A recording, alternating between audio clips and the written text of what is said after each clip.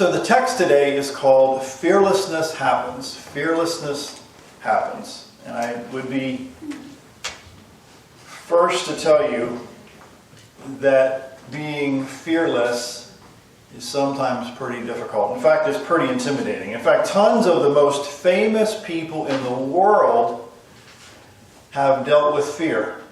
You know anybody in your mirror that's dealt with fear every now and again? You've gotten up and tried to do stuff and didn't realize that maybe it's a little bit over your head. Gallup poll says that there are a bunch of things that people are afraid of. The first is snakes. Many people are afraid of snakes. Number 2, public speaking. That's a big one. Public speaking. Number 3, ouch, heights. Or better yet, the fear of falling is probably a better way to explain it. Number 4, being closed in a small place is a major fear of a lot of people. Spiders. I have family members who are afraid of spiders. Number 6, needles and getting shots. I know grown men that will pass out if they knew that they had to get a needle. Number 7, mice or rodents. Gives me the creeps. Some people, anyway, I'm not going to go there, but anyway, I'll leave that alone. How about number 8, flying on an airplane. I remember the first time I flew on an airplane as a kid, scared out of my mind for about 20 minutes, and then I was like, dude, this is cool. Number 9, dogs. There are some people that are afraid of dogs. Number 10, thunder and lightning. Some people are afraid of thunder and lightning. Number 11, going to the doctor. I know many people that have lived and died and never went to the doctor. And number 12, the dark. Some adults are still afraid of the dark. Turn with me over to Judges chapter 6. The Living Bible is where I want to share a very interesting story. Judges chapter 6, Old Testament. Starting in verse number 1. This happened roughly about 1191 BC. So it was before iPods, iPads, automobiles, planes and trains, telephones, any devices that could help us communicate better. Long before that was even thought of. Judges chapter 6, starting in verse number 1. Again, the text today is called Fearlessness Happens. Then the people of Israel began once again to worship other gods. Again, this is 1191 BC or so. And once again, the Lord let their enemies harass them. Notice it started with, because they began worshiping other small g gods. This time it was by the people of Midian for 7 years. The Midianites were so cruel that the Israelites took to the mountains, living in caves and dens. That's pretty fearful. That's pretty big time to be afraid of people so much that you leave your home and live in caves. Verse 3. When they planted their seed, marauders of Midian, Amalek, and other neighboring nations came and destroyed their crops and plundered the countryside as far away as Gaza, leaving nothing to eat, taking away all their sheep, oxen, and donkeys. So again, they destroyed not only their way of eating, but they also took away their livelihood, their income. They took all that away. Verse 5. These enemy hordes arrived on droves of camels, too numerous to count, and stayed until the land was completely stripped and devastated. So Israel was reduced to abject poverty because of the Midianites. Then, at last, the people of Israel began to cry out to the Lord for help. Now, if you pay attention, this first verse says that the people of Israel, once again, they decided to worship other gods. Hard times come. You skip down to, and again, this went on for several years. But then, after trouble came, after they couldn't eat anymore, after they couldn't earn any income anymore, then they started to cry out to God for help. Verse 8. However, the Lord's reply through the prophet that was sent to this was this. The Lord God of Israel brought you out of Egypt and rescued you from the Egyptians and from who were cruel to you and drove out your enemies before you and gave you their land. Verse 10. He told you he is the Lord your God, and you must not worship other gods, the gods of the Amorites who live around you on every side, but you have not listened to him. Verse 11. But one day, we all have that one day, don't we? When our eyes are open, when we're challenged to do things that are pretty extraordinary. Verse 11. But one day the angel of the Lord came and sat beneath the oak tree at Ophrah on the farm of Joash's son, Gideon had been threshing wheat by hand in the bottom of a grape press, a pit where grapes were pressed to make wine. Listen, for he was hiding from the Midianites. Now the story gets pretty crazy now. He was hiding from the Midianites. Now, can you understand why he was hiding from the Midianites? I mean, from us looking back 1,100 years BC, we would see that maybe we can probably do better than him. But if you think about all they did, they took away their ability to eat. They took away their income. No wonder he was afraid. Now, verse 12 gets kind of crazy. Then the angel of the Lord appeared to him and said, "Mighty soldier, the Lord is with you." This dude was hiding from the Midianites. The angel of the Lord comes to him and says, "Mighty soldier, the Lord is with you." Verse 13, "Stranger," Gideon replied, "if the Lord is with us, how has all this happened to us?" That's a legitimate question. When hard times come our way, I don't know about you, but oftentimes I ask, where in the world is God in the middle of all this? He did the same thing. "And where are all the miracles our ancestors have told us about, such as when God brought them out of Egypt? Now the Lord has thrown us away and has let the Midianites completely ruin us." Then the Lord turned to him and said, "Listen, I will make you strong. Go and save Israel from the Midianites. I am sending you." Now you got to stop and think about this. This is one dude who's afraid of the Midianites. Okay, he's hiding out.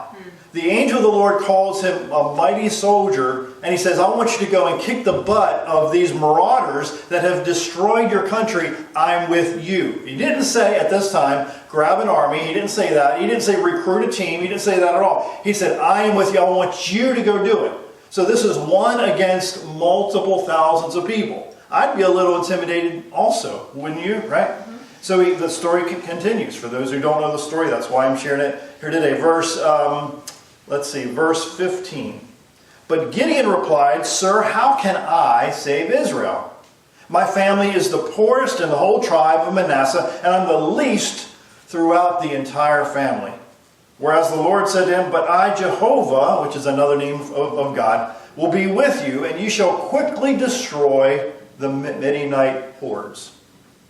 How many times do you look in the mirror and think that there is no way that you can accomplish the task that you're given to accomplish because you look at your abilities, you look at what you can do, you look at your own education or your lack of education or your own history, your work history, and think that you can't do certain things because of what you've come through versus what skills you do have, what abilities you do have. And with God on your side, you can really do pretty much about anything. So skip down to chapter 7, starting in verse 1.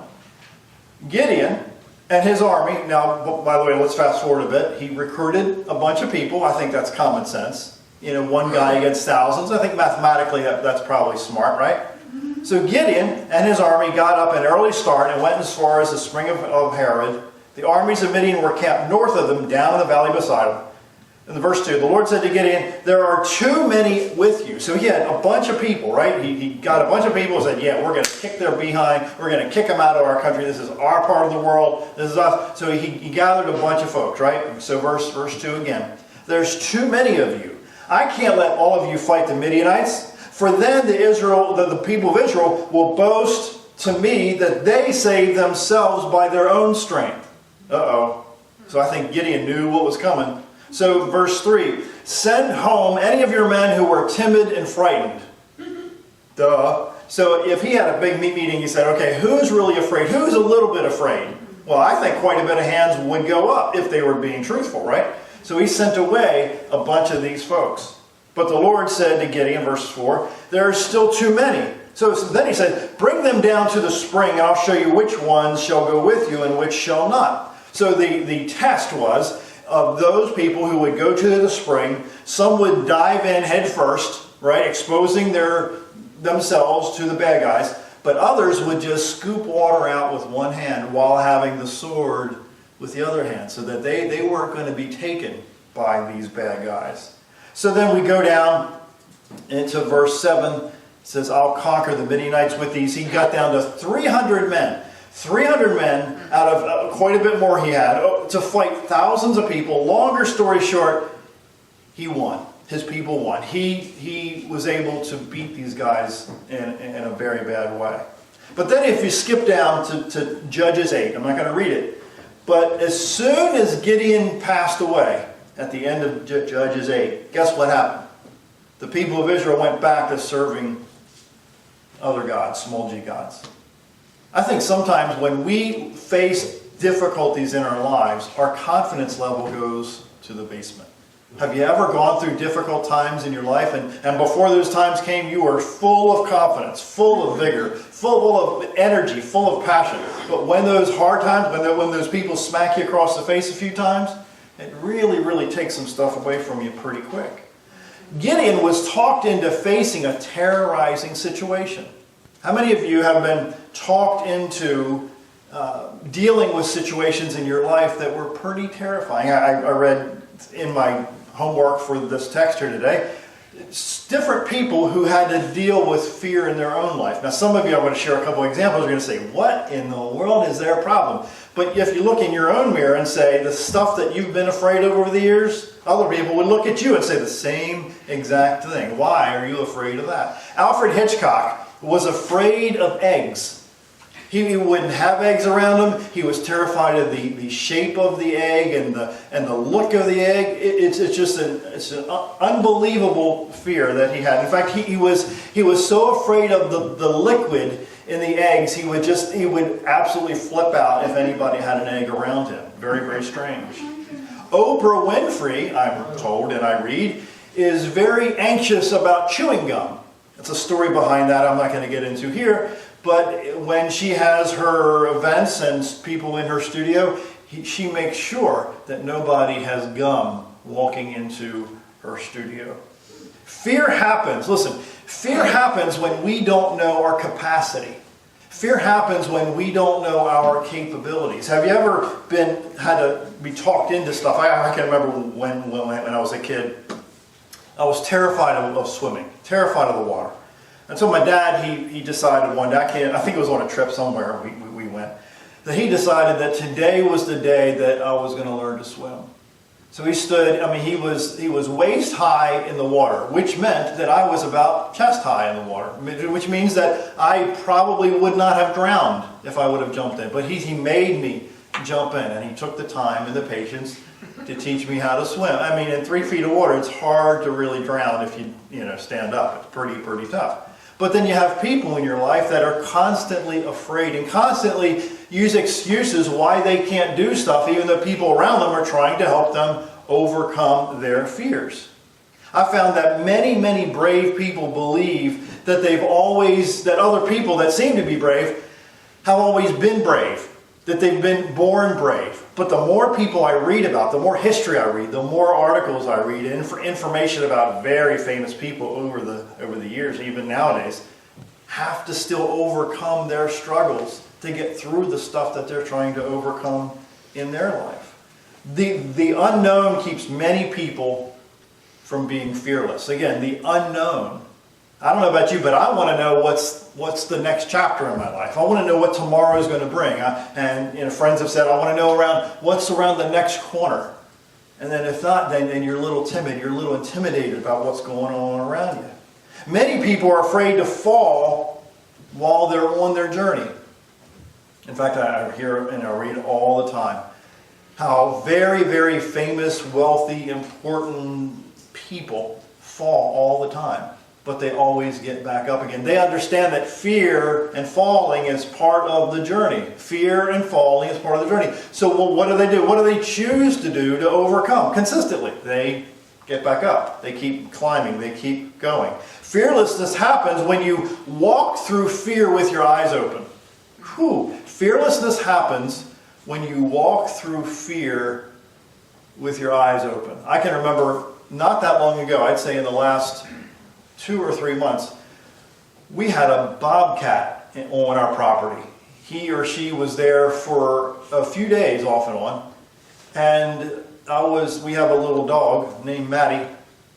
And Maddie is, we're actually afraid of big birds coming by and getting Maddie because she's that small and that's stupid. But, when that bobcat was around, I was very, very anxious looking for the bobcat out there because I wanted to make sure that the bobcat wouldn't come and take Maddie away. So I was very apprehensive. I was very anxious about the bobcat until eventually the bobcat went elsewhere. Taylor Swift, which I don't know too much about Taylor Swift, but it was a great quote, I thought. But she said, to me, fearlessness is not the absence of fear. Fearlessness is not the absence of fear. It's not being completely unafraid. To me, fearlessness is having fears. Fearlessness is having doubts, lots of them. To me, fearlessness is living in spite of those things that scare you to death. Again, let me read that last part. Fearlessness is living in spite of those things which scare you to death. There's a scripture in the New Testament. And it's written and said and paraphrased in a multiple of ways. But it says, now faith is the confidence in what we hope for assurance of what we do not see. Amen.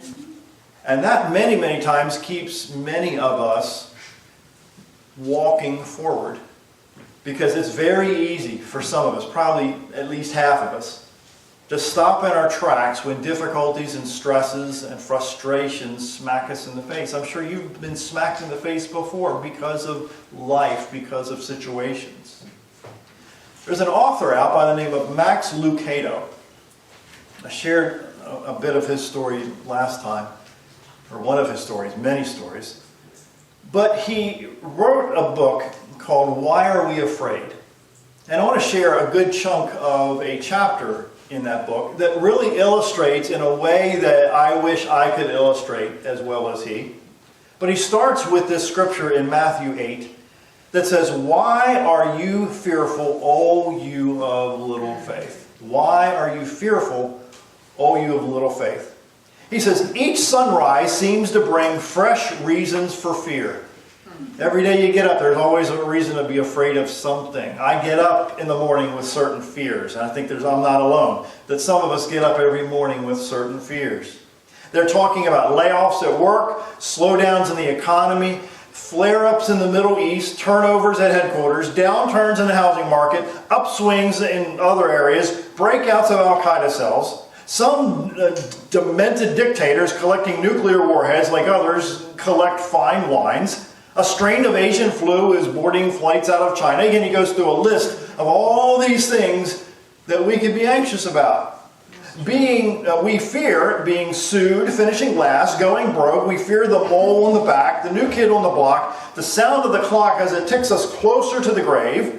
We sophisticate investment plans, create elaborate security systems, and on and on and on. He lists more fears that just talking about them brings the anxiety level up in the room quite a bit, right? Fear, it seems, has taken a 100-year lease on the building next door and set up shop. Oversized and rude, he says, unwilling to share the heart of happiness. Happiness complies. Do you ever see the two together? Can one be happy and afraid at the same time? Can clear thinking and afraid? Confident and afraid? Merciful and afraid? No. Fear is the big bully in the high school hallway. Brash, loud, and unproductive. For all the noise fear makes and the room it takes, fear does little good. Again, he says it so much better than I could ever say it. He said, fear never wrote a poem or music, negotiated a peace treaty, or cured a disease. Fear never pulled a family out of poverty or a country out of bigotry. Fear never saved a marriage or a business. Courage did that. Faith did that. People who refuse to consult or cower to their timidity. But fear itself, fear herds us into a prison, of unlocked doors. Unlocked doors. Wouldn't it be great for us to walk out? Imagine your life wholly untouched by angst or anxiety or fear, right? What if faith, not fear, was your default reaction to threats? Let me ask that question again. What if faith, not fear, was your default reaction to threats? If you could hover a fear magnet over your heart and extract every last shaving of dread, insecurity, or doubt, what would remain? Envision a day, just one day, absent with the dread of fear and failure and rejection and calamity. Can you imagine a life with no fear? And why are you afraid is what Jesus asked. At first blush, he says, we wonder if Jesus was serious. This is Jesus Christ asking his buddies, his cohorts in doing good, why are you afraid? He may be kidding, teasing. He says, pulling a quick one even. Kind of like, a swimmer asking another, why are you wet? Doesn't make much sense. But Jesus doesn't smile. He's very serious. So are the men to whom he asked the question. A storm, listen as you know the story, a storm was turned their Galilean dinner cruise into a white-knuckled plunge. How often? Here is how some of them remembered the trip. Jesus got into the boat, and his followers went with him. A great storm arose on the lake, and the waves covered the boat. Again, Jesus was with fishermen. These guys fished for income. They've been there and done that, I think. So a great storm, a very great storm arose. In fact, he talks about the term of this storm was a seismic event. So it was more than just a little squall that came through. He says not all storms come suddenly. Prairie farmers can see the formation of thunderclouds hours before the rain falls. However, this seemed to spring out like a lion out of the grass. Again, Jesus got into the boat, and his followers got in the boat with him, and a great storm arose. And we understand in this story, he says, wouldn't you hope for a more wonderful sentence? But no, Jesus got into the boat, his followers got into the boat, and we're going to see momentarily in verse 24 that Jesus was taking a nap. And I love the way he described this nap that Jesus was involved in. He says the disciples screamed and Jesus dreamed. Thunder roars and Jesus snores. He doesn't doze, he doesn't catnap or rest. He slumbers, it says. Who could sleep at a time like this? Could you sleep at a time like this? Could you snooze during a roller coaster loop-de-loop? Not me. In a wind tunnel or a kettle drum concert? Jesus slept through all three. Now, he goes on to really explain the story of how Jesus may have been sleeping. He says way back then, these guys used a heavy net for their work, and they stored the net in a nook that was built into the stern for this purpose. Sleeping upon the stern deck was pretty impractical because the waves and the water and the wind would keep you awake.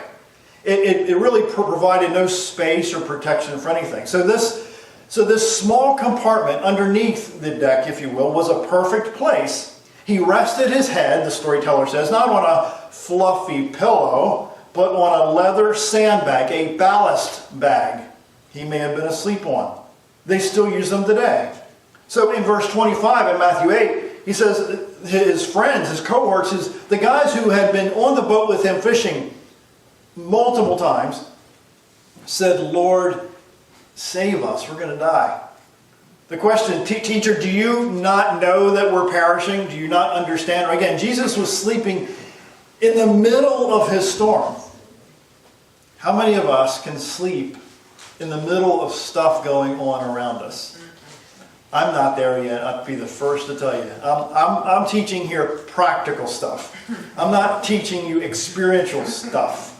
Okay, I'm still struggling with this fearlessness stuff myself. They don't ask about Jesus' strength in this storm at all, his knowledge. Are you aware of this storm? They didn't ask about his know-how, if he understood what storms were and what they could do to a little ship in the middle of a lake. No, they asked him this question, 3 words or 4 words. Do you not care? Do you not care, God, that I'm going through the stuff that I'm going through? I know that I've asked that question about 3 million times or so, give or take a few million. And I'm sure you have asked God that question multiple times. God, do you not care what I'm going through? Max Lucado says, fear corrodes our confidence. Listen, fear corrodes our confidence in God's goodness. Fear corrodes our confidence in God's goodness. If God can sleep in my storms, if his eyes stay shut with my eyes grow wide, if he permits storm after I get to this boat, does he care? He says, fear unleashes a swarm. Listen, this is big time important. Fear unleashes a swarm of doubts, anger stirring doubts. Anger stirring doubts. Hasn't fear in your life caused you to become angry at stuff? I know I'm not alone here. Again, I'll say it again. Fear has enabled is probably the wrong word, but it's encouraged you. It's pushed you from fear to anger at the frustration of what's going on in your own life. Fear, he says, releases the tyrant within. I could go down a road and share examples about that, but I'll leave that one alone. So all through Scripture, we hear Jesus, all through Matthew, Mark, Luke, and John, talk about how fear is supposed to be overcome. In Matthew 10, he says, so don't be afraid, you're worth much more than many sparrows. And in that culture, sparrows or birds of certain types were very valuable. Jesus is saying you're worth more than the most valuable thing you can think of in your own life. In Matthew 9, he says, take courage, your son, your sins are forgiven. Meaning that we don't have to carry that stuff around on our backs all the time. In Matthew 6, he says, don't worry about everyday life, whether or not you have enough. The story goes on to say that even God knows what's going on in the most minute detail, what's going on in your life. Again, I'll go back to Max Lucado. Don't you care what's going on in my life? You have to have asked that question multiple times. Is there anybody up there who understands the pain and the agony that I'm going through? In Matthew 14, he says, it's all right. I'm here. This is Jesus talking. I'm here. Don't be afraid. I am afraid. Where? I mean, show me. Have you ever begged God to step into the scene and fix what's going on in your life? But then sometimes, not all the time, sometimes God's waiting for us, like I shared moments ago about Gideon, to step up and to take the big steps and to believe that what you have inside you is greater than what's going on around you. See, that takes, for some of us fearful people, a little bit of pushing, a little bit of pulling to get us to believe that. In Matthew 10, he says, don't fear those who kill the body but cannot kill the soul. Luke 12 says, don't fear, little flock. In that part of the world, there was a lot of shepherds and people raised sheep and goats. It says, don't fear, little flock, for it is your Father's good pleasure to give you the kingdom. So God wants to bless us. And I'll go out on a major thin limb here. That sometimes our blessings don't happen because we don't believe that we can accomplish what we're really, really afraid of. I mean, sometimes we're afraid to step out there on the edge of that diving board and you don't know how to swim. But the only way you're going to get to the other side of that pool is to get into the water and realize that you have styrofoam belts around you, and no matter what can happen, you're not going to drown because God's going to hold you up throughout the stuff.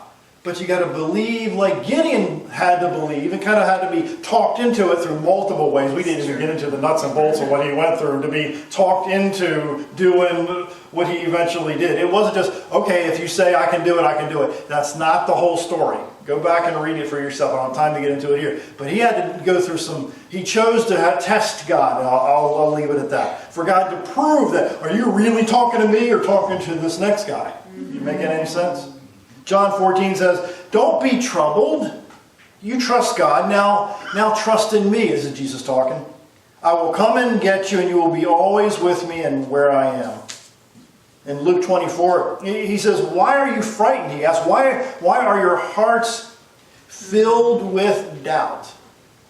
Now that suggests to me, this is just my off-the-cuff, not in my notes observation, but oftentimes we may be in charge of our own doubts. To either walk in a doubtful attitude or walk in an attitude of confidence. And man, oh man, sometimes that attitude of doubt is so much louder than that attitude of confidence. Because somebody's screaming in your ear, you can't, you can't, you can't. And you're trying to flick this guy off your shoulder all the time. And sometimes the other guy who's screaming in the other ear I'm not even screaming. Whispering doesn't have a mic on. So sometimes you can't hear this person saying, I can. But you can sure hear the person on the other shoulder saying, no, you can't. You're in the wrong ballpark. You don't belong here. You can't accomplish this. Well, you got to keep flicking that person, those people out of your life so they're not impacting you at all. We've learned the high cost of fear. Fear keeps people from realizing the stuff that they were born to do. I know you've met them. Older people who have not just me, old 40-some years old, or your age, 60 or 70-some years old. I'm talking like 90-year-old. Old, that's old to me. The closer I get to 60 and 70, that old definition gets farther and farther away. You know what I'm saying? So when these old people, you see them occasionally, and some of them haven't even lived yet. Because they've lived for, almost in centuries, not centuries, but decades, living in fear, living in doubt of what they couldn't accomplish. So now they're 92 and a half years old, too sick, too crippled, too sore to do stuff that they could have been doing all these years, hence impacting people, changing lives, doing little acts of kindness every day. You know, why wait until you're ready? Because guess what? You're never ready. And I know that's like mind-blowing for some of us, but you're never really ready. You do until you get good. And then once you're good, you keep practicing until you're better, until you're the best. And if you read through, again, I'm a reader, if you read through history, you read about these Hollywood stars that are making big-time money I can't even imagine, right? And they can't stop getting better. Because once they stop getting better, then they become average and ordinary, right? There's a story, the same book of Max Lucado. He says, when I was 6 years old, my dad let me stay up with the rest of the household and watch this movie called Wolfman. Boy, did he regret that decision. The film left me convinced that Wolfman spent each night prowling our den, awaiting his preferred meal, a first-grade, red-headed, freckle-salted boy. My fear proved problematic. To reach the kitchen from my bedroom, I had to pass perilously close to his claws and fangs, something I was too loath to do. More than once, I retreated to my father's bedroom and awoke him like Jesus in the boat. Dad was sound asleep in the storm. He wasn't afraid of Wolfman. How can a person sleep at a time like this? Opening a sleepy eye, he asked to be reminded, now, why are you afraid? And I would remind him of the monster. Oh yes, the Wolfman, he'd grumble. He would then climb out of bed, arm himself with superhuman courage, escort me through the valley of the shadow of death, and pour me a glass of milk. And I would look at him with awe and wonder. What kind of man is this? Max Lucado ends his chapter with, God views our seismos, or our storms, the way my father viewed my wolfman's angst. Verse 26. Jesus got up and gave a command to the wind and the waves, and it became completely calm. I didn't finish this. That's the end of that story. Jesus was asleep. The guys were panicking. They woke him up from a sound sleep. Who knows what he was dreaming about? But he got up, and Jesus, the story says, that he told the winds and the waves to shh, to calm down. Guess what happens to us when we're in the middle of our frustration, when we're in the middle of our fear? God has the ability, if we surrender that to God, to calm our fears, to calm our anxieties. The Navy SEAL team that killed Ben Laden trained for weeks and weeks at a place that was built exactly like the place that bin Laden was found in. So they had rehearsed this event over and over again until when they got there, they had already at least been there in their mind's eye because they had practiced over and over again. See, you and I have the ability to practice until we do. And then once we do, then it's not fearful anymore. The other week I had to do a short talk in front of a couple hundred folks in Rosedale. Now I've given, including church stuff, about 690 talks over the years. So it's been a few. I've done a few of them. And you would think that by now I wouldn't get butterflies. But I mean, there were Oriole players there were millionaires in the rooms. I was getting a little, in fact, I was getting a lot stressed. So I asked Juliana, who was there, who was going to say a piece. I mentioned to her that I'm getting a little nervous. And she came back at some point during the evening was this is no big deal, Dad. Because she spoke some months before to a group of about 700 people. So what's a couple hundred versus 700? So her little, young 13-year-old life put things into perspective that, we've been there and done that. So it's not as hard as it seems. So when we reframe what we're going through, it changes the entire outlook of the whole situation. And guess what? You and I are in charge of reframing our situation. So what did Christ do in the boat? He reframed the whole thing. This storm isn't going to take us out, he says in paraphrase. I'm in charge of the storm. God is. God's in charge of the storm. So God, I can handle this. I can handle whatever you're going through. Again, fearlessness happens when you come through fear in one piece. Fearlessness happens when you come through fear in one piece. You're going to find that most of the time, the stuff that you're really afraid of, that you come through, that you overcome, you come through in one piece. That's true. It's not like you're going to break apart halfway. It's unlikely. But the hard part is doing it. Now, there's a whole lot of stuff that I'm afraid of. I mean, I just watch these Bear Grylls shows just to feel courage, just to feel like, yeah, I could do this. And but when I stop, if he ever called me one day and wanted to hang out with me and go on a show, ask Tammy. I mean, ask the wife. She's more brave than I. She can do this. She could climb over, a mountain like that. There's so much stuff I'm terrified to do. But you're going to find out, I see this over and over on these shows and these books I read, that once the people do it, whoever these people are, they realize, why was I afraid all this time? Because once I did it, once I learned to swim, do you think I'm afraid to swim now? No. Do you think that getting up in front of talking to people is very scary? No. Is it a little scary sometimes? Yeah, it still is, I have to admit. But the more you do it, guess what? The better you get at it. There's been times when I've goofed around on the drums. I'm no drum player. But I try. But I would think that if I did it more often, I'd get better at it. Same example. Seth Godin writes, the fearless person, on the other hand, sees the world, listen, as it is, fear included, and then makes smart and brave choices. We see what it is. We're not sugarcoating what life's all about. But then you do stuff, you reframe, you push forward, you overcome, adapt and overcome is the old saying, right? A guy named Erwin McManus once told a story of a friend of whom he plays ball with. This friend typically had a few inches on every player on the court, yet he didn't like it at all. This guy could easily shoot over the other team's heads if he wanted, but he wouldn't do it.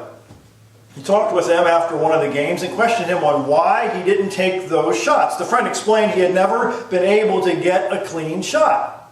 McManus pressed this and said there's no way the defender could have stopped him. His friend replied by talking about how he was the youngest and the smallest of three brothers. Now, mind you, now he's much taller, right? So he says when they played basketball growing up, he could never shoot over them. He was small then, and he was still playing like he's small after all these years. How many people, let me pause, how many people are still playing small, dealing with stuff that they've struggled with in the past, that they don't know that they've outgrown it? They've overcome it. They've adapted, and they've overcome. He ends the story. He says, I love this story because it feels so true in my life. Everyone could see how tall this guy was. Listen, but his past told him he wasn't tall enough and he couldn't use his height. He had grown, but he didn't realize how much.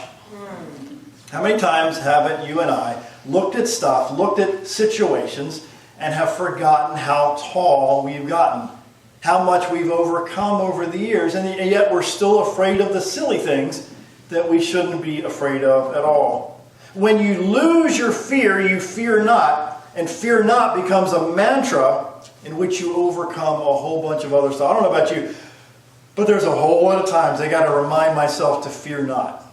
Or why are you afraid? Why are you intimidated over this stuff that you have no business being intimidated? I read it. Oh, I see people. I meet people. I talk to people all the time. But no one person has all their stuff together. They really don't. Some of the stuff that they can't do is like really elementary that you can do blindfolded. But they're really good at one or two things. And the rest, forget it. That's why I married Tammy. I mean, I'm good at one or two things and she's good at the rest. I mean, that's just the way it is in our lives. She's shaking her head. Like, oh my God, this is going to be on TV around the county. Yeah, it really is.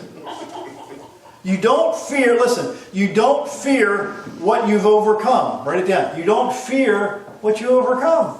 So once you become an overcomer, guess what happens? Fear goes away. And then you look back, and at least I do. I look back and realize, oh my God, all these years I've wasted being fearful when I had no reason to be fearful because it wasn't that big a deal. Now knowing how to swim, I wasted 9, probably 10, 11 years of my childhood being afraid of water that, by the way, holds you up anyway.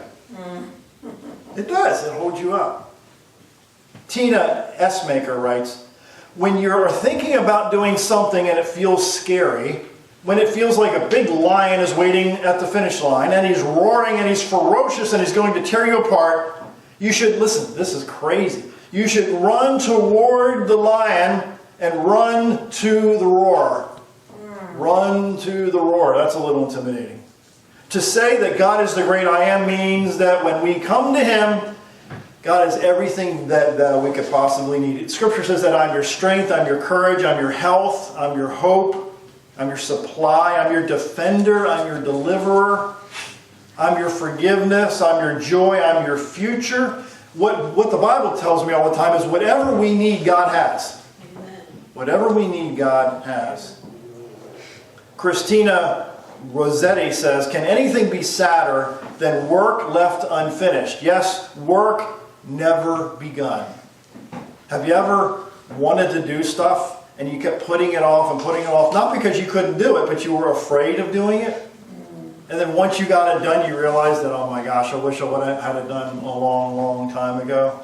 Seth Godin writes, what we need to do is say, what's the smallest, tiniest thing I can master, and what's the scariest thing I can do in front of the smallest number of people that can teach me, how to dance with the fear. How to dance with the fear. Once we get good at it, he says, we just realize that it's not fatal. Fear is not fatal. And it's not intellectually realized. We've lived something that wasn't fatal. We've lived through something that wasn't fatal. I would dare say that most of the stuff that we go through in life can be overcome if you choose to reframe it in a way that will give you the courage to take the steps forward to do the stuff that you need to do. A guy named Byron Katie writes, don't believe everything you think. I have to remind myself of that oftentimes. Don't believe everything I think. Because some of the stuff I think is not healthy for my future. How about y'all? I mean, there's times I've thought stuff that I can't publicize on TV here that is not to be published or vocalized. Anybody feel my pain? Amen. That stuff that is tempted to come out of your mouth ought not be coming out your mouth. Because I've said this before, that once it's out of your mouth, your ears hear it. Your ears hear it, and then it goes right to your brain, and then your brain believes it. So it's so important. The older I get, the more I realize that I got to be really careful of the words that I let out of my mouth. Fearlessness happens when you walk again. Fearlessness happens when you walk through fear over and over and over again. That's when you become fearless. When you face those lions and those difficulties and those stresses over and over again. So I'll end with, I know you love that, end, dismiss, finalize this text with a paraphrase of Psalm number 23. David, who was a shepherd at the time, wrote this. Psalm 23, paraphrased by a man named Eugene Peterson. He says, God, my shepherd, I don't need a thing. You have bedded me down in lush meadows. You find me quiet pools to drink from. True to your word, you let me catch my breath and send me in the right direction. Even when the way goes through Death Valley, I'm not afraid. When you walk at my side, your trusty shepherd's crook, the stick, makes me feel secure. Verse 5, you serve me a 6-course dinner right in front of my enemies. You revive my drooping head. My cup brims with blessing. Your beauty and love chase after me. Every day of my life, I'm back home in the house of God for the rest of my life. Fearlessness, I'll end with fearlessness happens when you move forward, when you feel like running away. So you can overcome so much more if you face fear in the face, reframe it in a way that, there's been people that come before you, that will come after you, that have overcome so much worse than you or I could ever possibly dream of. So if they can overcome it, you can overcome it. Yeah. And if I could quote a young 13-year-old who was then probably about 11 or 12, when she was trying to fish and couldn't catch any fish, and I suggested to her that she just quit for the day. She says, I'm not a giver-upper. That's Juliana Carver. She said, I'm not a giver-upper. So I suggest to all of us here that we not be giver-uppers and face fear head on and push through it.